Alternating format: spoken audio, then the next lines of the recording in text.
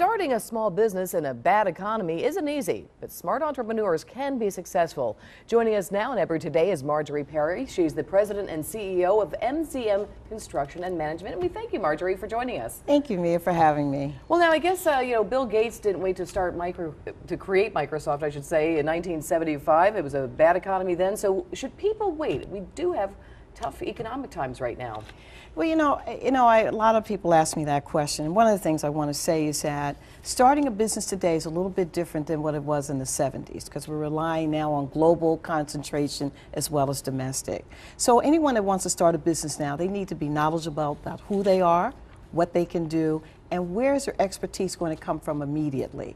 At least back then, when Bill Gates started, he was in his garage and he was starting out and actually playing with it, and it turned and evolved into what we have today in terms of Microsoft. So the biggest things you need an idea and you need vision.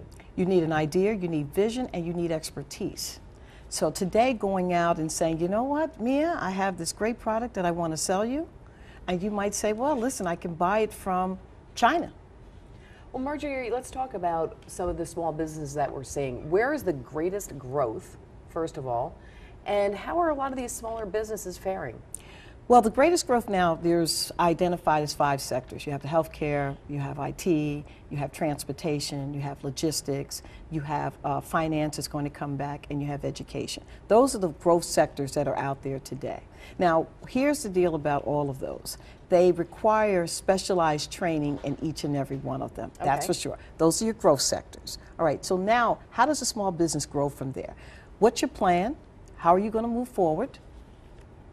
Who are you going to train, have you train? I mean, some people have to actually go back. If you're going to do logistics, then you have to either be logistics or you have to hire someone that can do logistics for you. If you're going to go into transportation, you either know something about transportation or you have to bring a team of people in that can help you grow the transportation line. So that's the difference today. You can't go in and just hope it's going to take off in 5 minutes. You have to go in with a very, very serious plan and not just say, okay, fine, I can't find a job, let me now become an entrepreneur.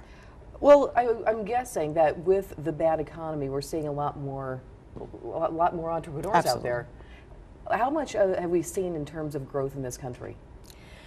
Well, let's say every day there's probably 10 to 15,000 businesses registering to start as a small business.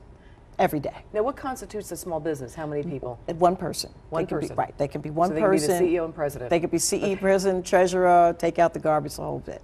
Okay. But what you're not seeing is that they're actually growing right away. So here's some suggestions that I have. Okay. Look at franchises. That at least gives you a structure. Now, there's an equity position that, the franchisor is going to take from you, but at least they give you the training, they give you the model, they give you the opportunity to succeed right out the door.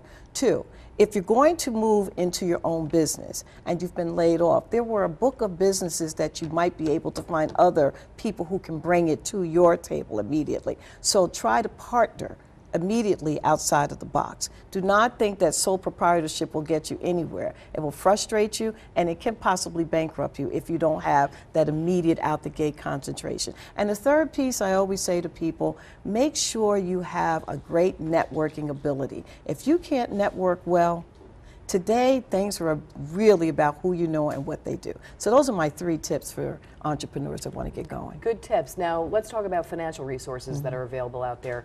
Lending, it's not quite as available right now. So what does a small business do if they want to get started? Oh, where do we begin with that? Well, here's my thought about that. Here's where the partnering really kicks in. Where can you leverage and barter with someone that's already existing in business? Maybe a small merger and acquisition where you don't have to come so far out of your pocket. 2, if you go to a bank today for a loan for a small business, they want you to almost have dollar for equity position in order to get the loan. That's the downside. Now, if you need a small loan, you have your SBAs, which will give you up to $25,000. You have your microloan lenders. You can also get up to about $25,000. So some small businesses can take off with $10,000 or $15,000, but you really want to have a strategic plan ready to launch it, because once that loan starts turning around, you have to maintain that credit equity. So families and friends are still good. Okay. All right, one final question for you. The #1 reason why businesses fail and why they succeed. Number one reason why they fail is that they don't know what they're doing and they had an idea without a major plan. And why they succeed is because they had a real plan, they had backup, and they had support, and they knew how to plan ahead. All right, Marjorie Perry, we thank you for all those tips for starting a small business. We appreciate that.